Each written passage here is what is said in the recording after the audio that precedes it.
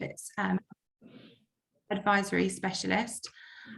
We are here today to talk about green benefits and how you can ultimately use your pension and your benefits to support your company's journey in going green.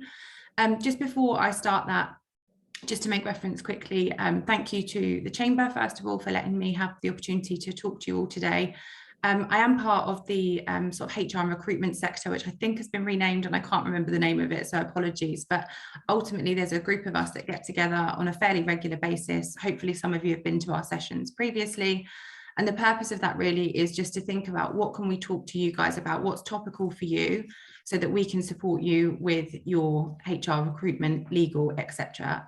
Issues when it comes to your people and your business. So obviously, the purpose of today is to talk about pensions and benefits and how we can sort of use those to support our company strategies in going green. But if there are any particular things that you've got that you think actually it'd be really helpful for one of the people within that team to sort of talk to you about, then do just probably let Zoe know. It's probably the best person, or I'm happy for people to contact me directly. And we can have a think when we're planning our events for next year. I can't quite believe we're on to thinking about next year already, but we are. So what I'm going to do is I'm just going to go in and share. Zoe, it's saying host disabled participant screen sharing.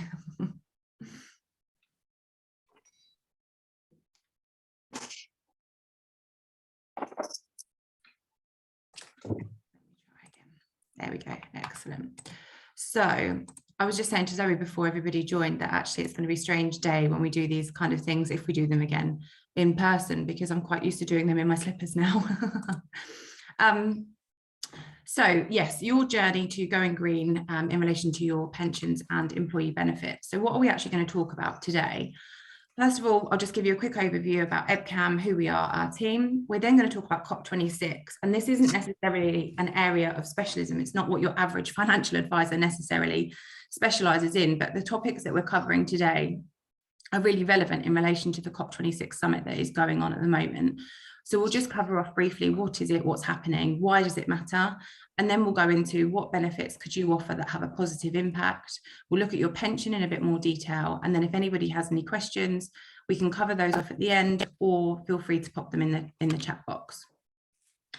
So first of all, just a quick one about EBCAM. So who are we? So we're a firm of employee benefit consultants and independent financial advisors. We're based in Cambridge and in Bury St Edmunds, and we're completely independent. So we have access to the whole financial services market, and we can include, find the solution, that's best for your company and your employees. We work with a whole range of different companies to support them ultimately in relation to their pension, their benefit arrangements, regardless of whether that's just simply setting up a pension or a life assurance scheme, all the way through to sort of full flexible benefits. So if we start off and have a think about COP26, I'm sure everybody is aware that COP26 is happening currently. The summit itself is bringing together parties. Oh, sorry, has someone got a question? No, I don't know if somebody's perhaps not on mute, sorry. The purpose of COP26 ultimately is to bring together the world's leaders. So COP is Conference of the Parties, and the desire this time is really to make sure they're looking at climate change. So it's currently going on in Glasgow. There's about another week and a half left. And you will have seen that there's been some progress that's already been made in terms of how can all of the world leaders come together to battle climate change ultimately. So if we just think about the impact of global warming, so there's a few statistics here that I just kind of wanted to share with you, just to sort of set the scene about why this stuff really matters. So at 2 degrees of global warming, there would be widespread and severe impacts on people and on nature. A third of the world's population would be regularly exposed to severe heat, leading to health problems and more heat-related deaths. Almost all warm water coral reefs would be destroyed, and the Arctic sea ice would melt entirely at least one summer per decade, with devastating impacts on the wildlife and communities that they support. And of course, we cannot rule out the possibility that irreversible loss of ice sheets in Greenland and the Antarctic could be triggered, leading to severe meters of sea level rising over centuries to come. So, it is something that really does matter, and it's something that I think more and more people are starting to care about, perhaps because there's more information on it, more updates, more guidance around, what should we actually be doing as individuals and as businesses to be more green, to protect the planet on which we live. So I thought I'd just share a couple of ideas, first of all, in terms of kind of your carbon footprint. And this is you as an individual, ultimately, or your employees as individuals. So the first thing that we would always say to people is actually, do you even understand what your carbon footprint is? The reality of it is that for many people, their carbon footprint over the last 18 months or so will have been significantly reduced in comparison to the years previous. And that's because we haven't been able to get on a plane necessarily, or some people have, but we haven't all been able to travel as freely as we had. Clearly, when we were in lockdown, we were traveling less in terms of our cars and the carbon emissions that our cars produce. So actually, that has really significantly reduced. However, with many of us working from home, particularly through last winter and as we come into this winter, what we aren't necessarily realizing is things like having our heating on. We think about it from a cost perspective as an individual. So working from home, a lot of people are doing sort of hybrid working, for example. And we think about the fact that actually, we're not spending money on petrol. We might think about the fact that we're not emitting as much carbon because we're not driving into the office. But actually, when we're in one office space, we're using one lot of heating. We're heating one office, for example. Whereas if you've got 30 employees, for example, who are working from home, that's 30 houses that are being heated during the day that perhaps wouldn't usually be heated. So the World Wildlife Fund have a carbon footprint calculator, it's really good actually, and it's worth just going in, inputting some information, and that will really help you to understand actually what is your carbon footprint, how much of an issue are you as an individual or your employees as an individual creating, and then thinking about, well, actually, how can I then take steps to reduce it? Now, I think it's safe to say that nobody is perfect in this. There's some ideas here. I can't promise that I do all of these things myself. I know that it's definitely in my mind, both as an employee or as an individual and also as a business owner, to make sure that I'm driving positive change and what can we do as a business. So for example, we have got rid of we have 3 company cars, all 3 of which were petrol. 2 of them are now fully electric. And the third one there's an electric car on order, and that's coming in May, because there's a massive wait time for anybody who's considering an electric car. There's a huge wait time at the moment for electric vehicles, but we are starting to take steps in the right direction to make sure that we as a business, as well as us as individuals, are reducing our carbon footprint where we can. So some ideas that I just thought I'd share with you today. So making use of energy saving light bulbs, for example, in your home. There's always a conversation around this, because removing the light bulbs that you might have that aren't energy saving is a good idea, but you then have to think about the waste element of throwing away a light bulb that's previously fully functioning, and that comes down to a personal decision, I guess, that people need to make themselves.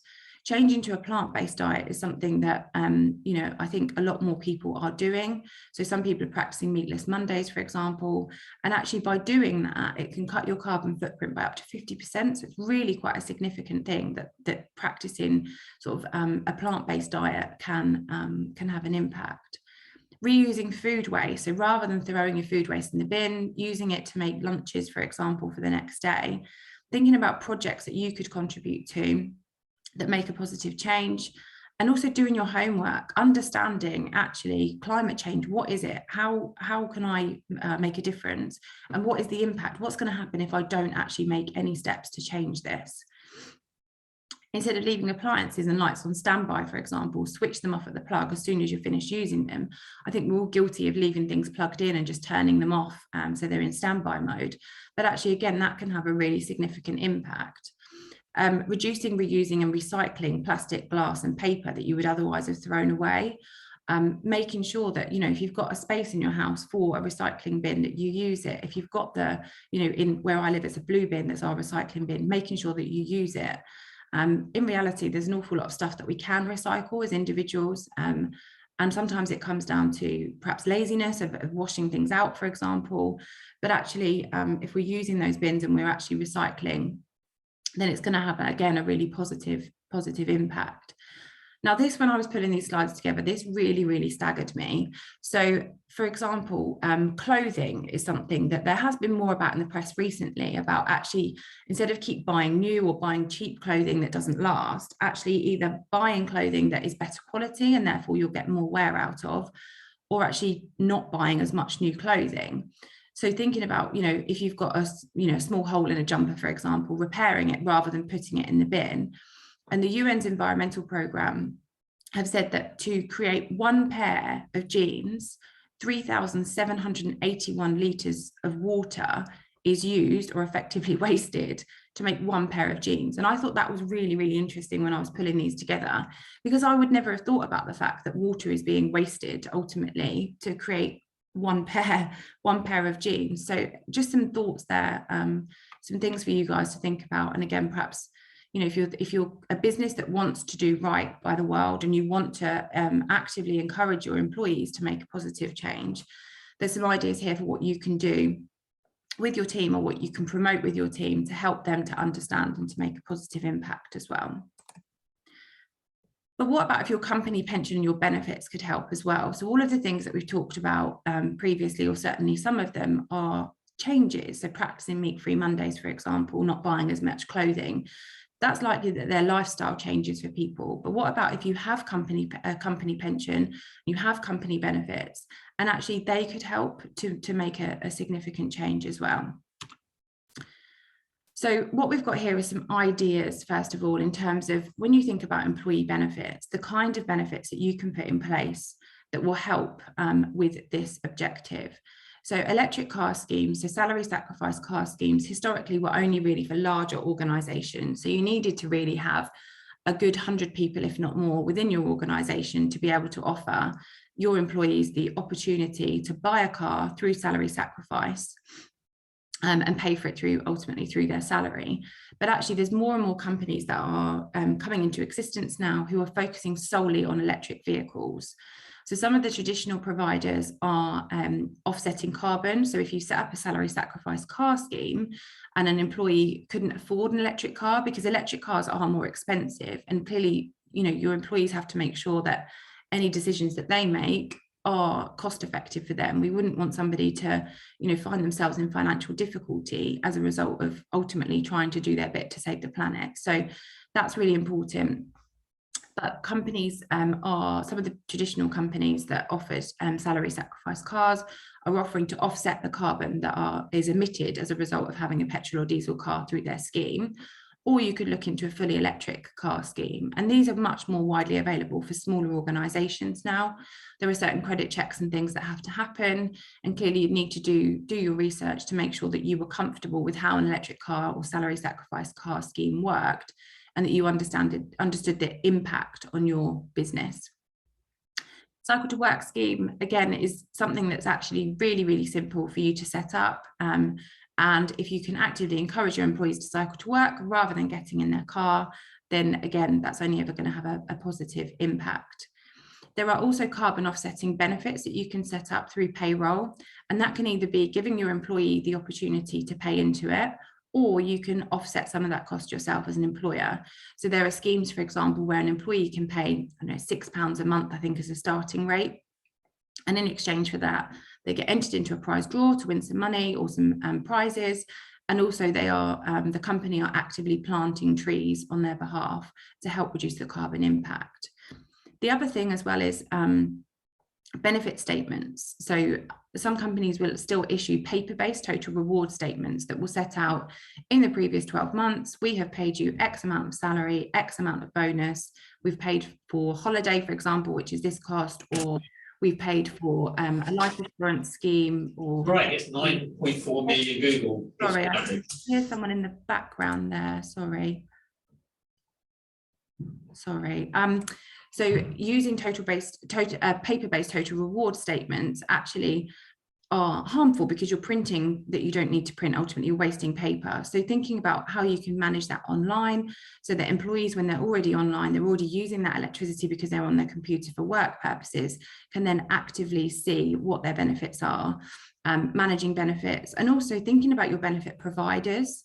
So are they still issuing you paper packs? Are they sending paper packs to your employees with private medical insurance, or with the pension statements, for example? Thinking about actually do you need to change the benefits, or do you need to change the provider to make sure that you're partnering with a provider or an advisor that's doing their bit and making sure that they're not printing things for the sake of printing them?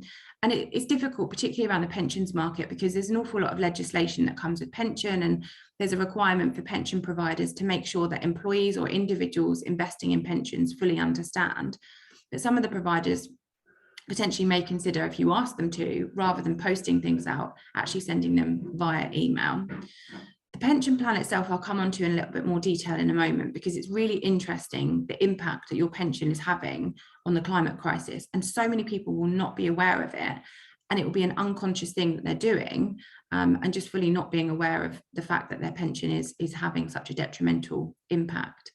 And then also rewarding healthy behaviours with vouchers that could be used to plant trees. So some life assurance, income protection and critical illness providers now will offer a benefit whereby the more active your employee is, whether that be taking steps or mentally active, so practicing mindfulness, they will reward employees with coins, and then those coins can be used to ultimately exchange for vouchers. So you can exchange them for retail vouchers, but you can also exchange them for vouchers whereby you can ask a company to plant a certain number of trees on your behalf, for example. And that's the employee that makes that decision as to how they redeem those coins.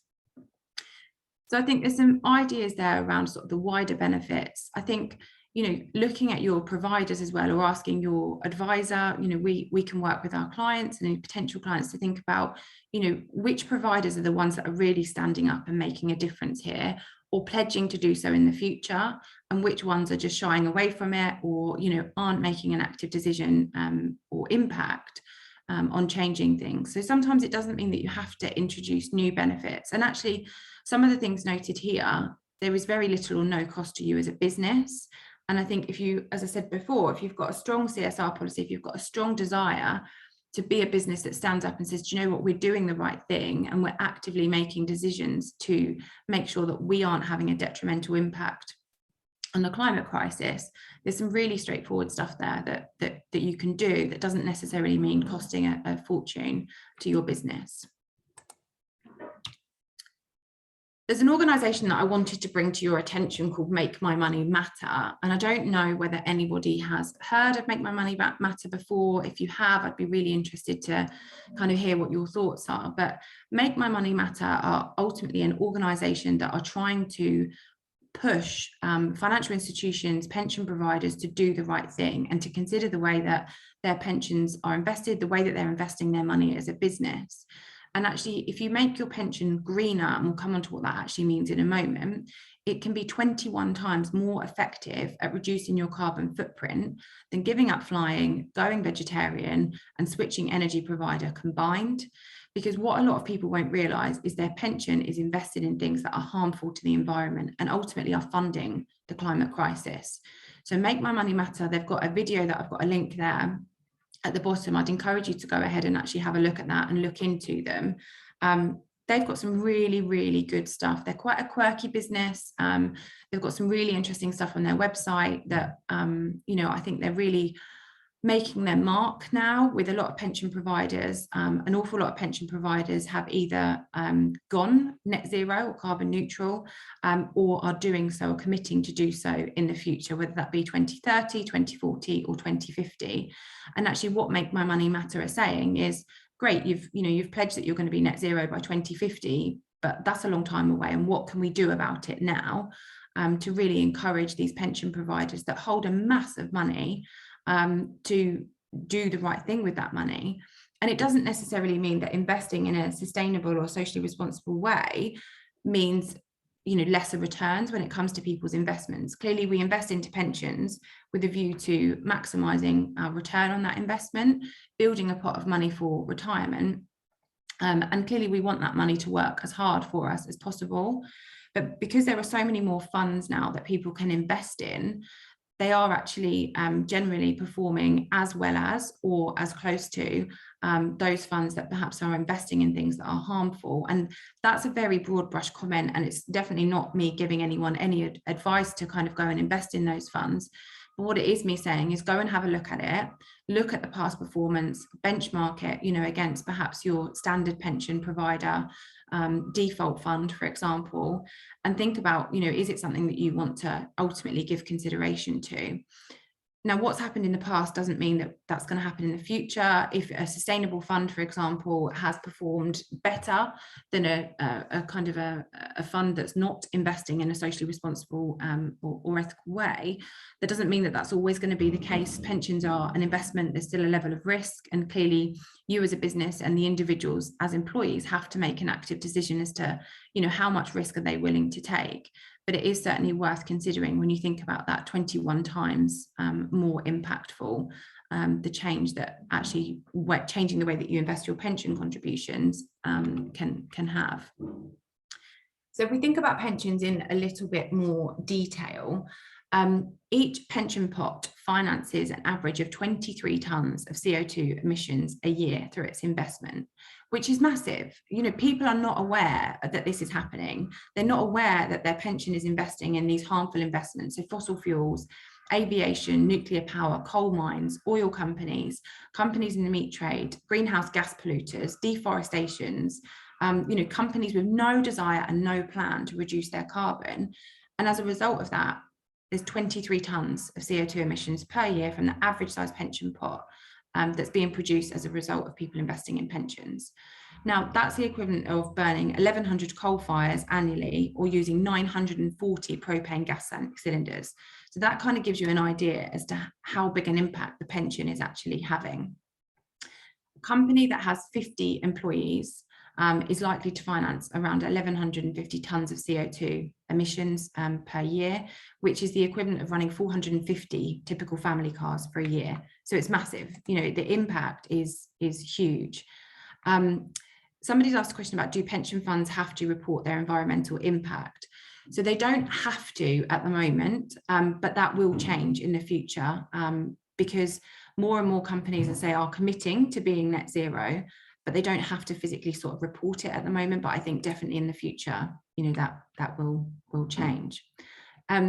Cushion are a pension provider who are already net zero, and they did a recent study that found that 99.5% of employees have no idea how much carbon their pension contributes. And I would hazard a guess that probably 99.5% of us on the call today also wouldn't necessarily have realised that that was the impact that their pension investments were potentially having. 88% of those surveys said that they want their employer to take action, and 62% said that they would engage more with their pension if it was investing in positive change. So when we say positive change, what are the kind of positive investments ultimately that a pension can invest in to make sure that they're driving for good and not in harmful investments? So investing in things like wind farms or other renewable energy sources, companies with a really strong ESG focus, and I'll come on to ESG in a moment because it takes kind of a side angle, because ESG isn't solely around the environmental impact. That's what the E stands for in ESG, but it's also looking at the social and governance factors. So making sure that it's positive in more angles than just the environmental impact.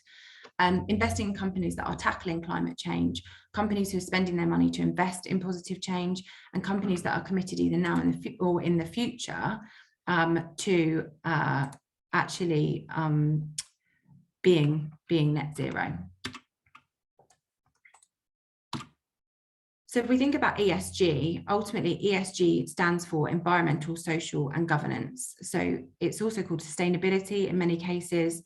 In a business context, sustainability is about the company's business model, i.e. how its products and services contribute to sustainable development.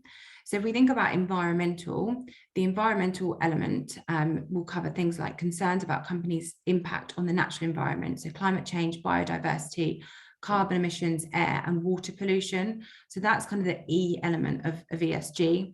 You then have social, so looking at the impact of company actions on society and communities, including human rights and health and safety issues, labour standards, product liability, privacy and data security. And then you have the governance, which is around how companies are governed, including their diversity, transparency, ownership, board independence, ethics, and executive compensation. So many pension providers now will have an ESG fund that's available. Some of them will offer it as a default investment fund, but it's not actually always easy to change the existing fund to for existing employees. What you can, however, do is you can educate your employees to say, you know, there are more environmentally friendly pension options available to you. This is how ultimately you can have an impact, and how you can make those changes if you so wish. You have to, of course, be careful you're not advising people to make that change, but there are options to be able to change that. You can also consider changing the default fund for any new employees. So if you wanted to set up an ESG fund, for example, as your default fund, you couldn't do it for existing, but you could potentially do it depending on the provider and the type of pension scheme you have for any new employees into their business. So I think when we think about the pension, it's worth just considering, what is the default investment fund? Where is it actually invested? Is it harmful? Who is your provider, and what are they actually doing to reduce their carbon footprint? Are they net zero now, or have they committed to being so in the future? Do you want to do something? Do you care, or is the best return on investment the most important thing to you as an individual or you as a business? Educating your employees is really, really key. So making sure that they're aware of the options that are available under their pension fund, for example, and then helping them to make the right choices. So that's as much really as I wanted to sort of talk through with you today. Hopefully it's given you some sort of food for thought in terms of what you can do as a business or as an individual to think about small changes that you potentially can make to have ultimately a positive impact, and to do your bit in terms of the climate crisis. Has anybody got any questions that they want to ask at all? Is anybody doing anything at the moment to kind of reduce their carbon footprint? Has anybody started to think about this within the organisation? Yep, we have. We're doing stuff. Okay, cool. What are you doing at the moment, Rupert? So we're an IT company. So we're putting together a environmental policy, which is just like a lot of paperwork and so on and so forth. However, the big material thing we've done is we've just replaced our 2 diesel vans with 1 electric car and 1 diesel van. But we have just had 10 EV charging points put in our car park, which for a staff of 15 people is, I think, well, 20, 18, a bunch of people. I think that's pretty good. So yeah, they're coming online hopefully before Christmas. Excellent, that's brilliant. And I think the electric car charging thing is really interesting, actually, because I think a lot of people are put off by electric cars because of the lack of, or I say lack of infrastructure. There is infrastructure, but it's not as good as perhaps it should be. I think there's a nervousness about pulling up to a petrol station or a charging station on the way to. We did, so we've got 2 vans to send to customer sites for, you know, various bits and pieces. And we decided, we did an analysis of our travel over the last 3 years or so, pandemic, you know, skewing some of the numbers. But we found a lot of our journeys were very short and actually completely doable within the range of a 220-mile little hatchback thing.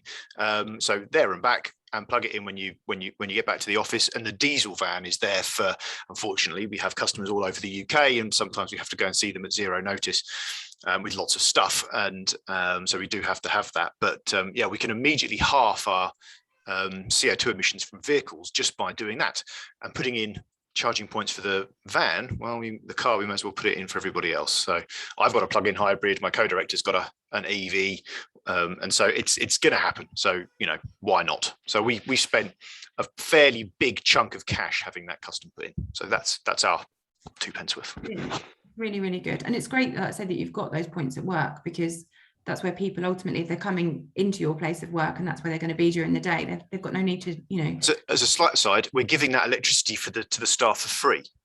So as in, we think that's the current plan anyway. We'll see if the system gets abused. But yeah, you know, and it's because actually there isn't really a decent mechanism for charging them or anything like that, or benefit in kind. It starts to get horribly complicated with the actual infrastructure, and we're going to advertise it to our customers as well when they come and visit us. They can, you know, if Zoe comes to visit us, for example, as a Chamber of Commerce, we provide their IT support. If you come and visit us, you can plug in your EV at our office. That's brilliant. That's great. Virginia, did you have something as well that you were going to mention? Yes, I just wanted to say, because I work for Arthur Rank Hospice charity, so we're based in Shelford Bottom, and we've recently sort of got a green group together, and there are lots of things that we want to sort of move towards being carbon neutral. So, and that's obviously one of the reasons why I came on the call today. So, I mean, we do lots of green things. I've just put a link into our page, which is on our website. So there's lots of things that we've kind of identified that we already do, and we have, charity shops, and we have a retail hub which recycles furniture and things. So I mean, that's very green side of our business, but obviously clearly there's lots of things that we would like to do as well. And I'm really interested in what you're saying about sort of the charging points and the electric cars. We have a hospice at home team who go out, every day and evening to people's homes around Cambridgeshire, and it would be great if we could get an electric car, or as you'd said before, maybe sort of offsetting people buying it through salary sacrifice and things like that. We have kind of tentatively looked at the grants around getting charging points and electric cars, and it seems kind of a big task at the minute. And I think we need to do a bit of a review on how many charging points, because that was one of the questions. Do we just go for a couple now, and then we're helping our visitors and patients, visitors and things like that, or do we actually sort of try and get more and plan for the future rather than right now?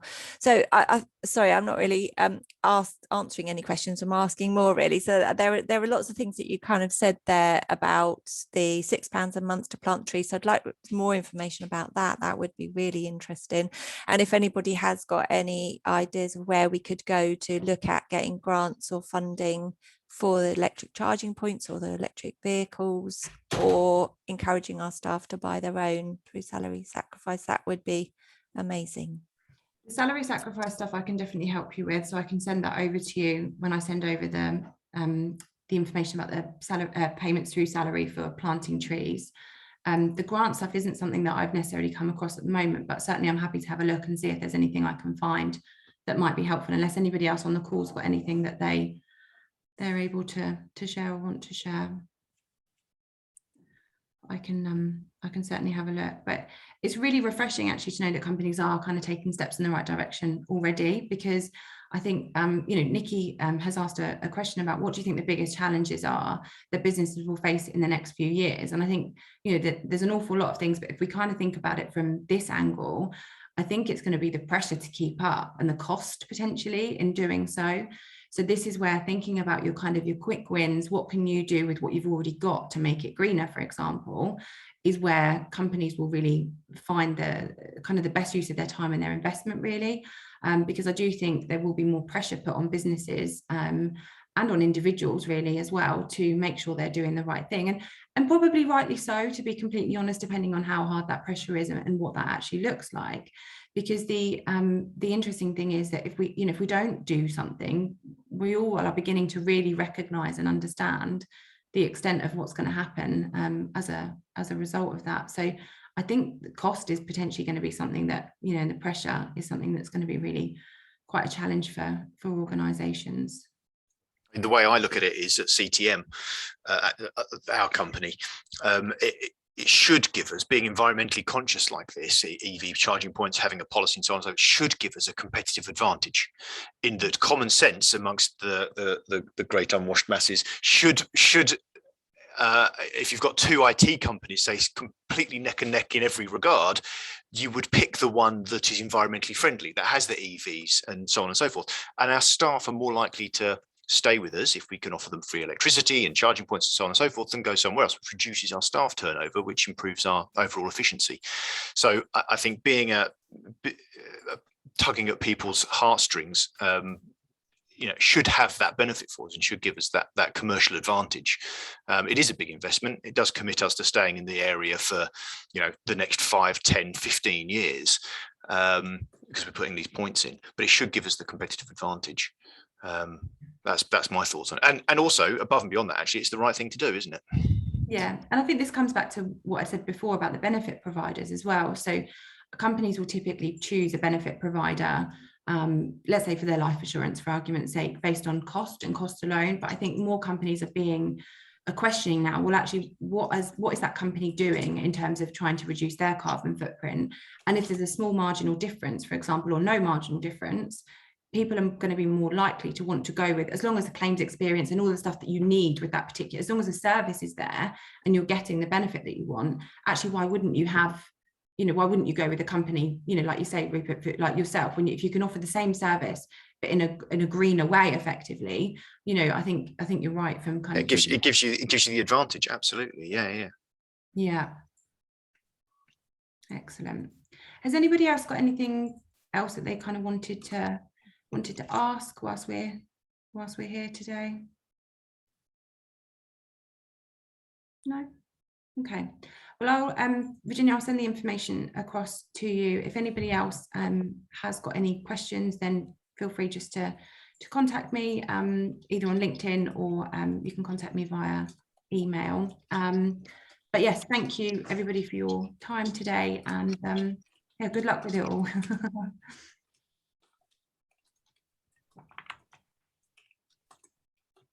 Thank you very much, Steph. Thank you. Yes.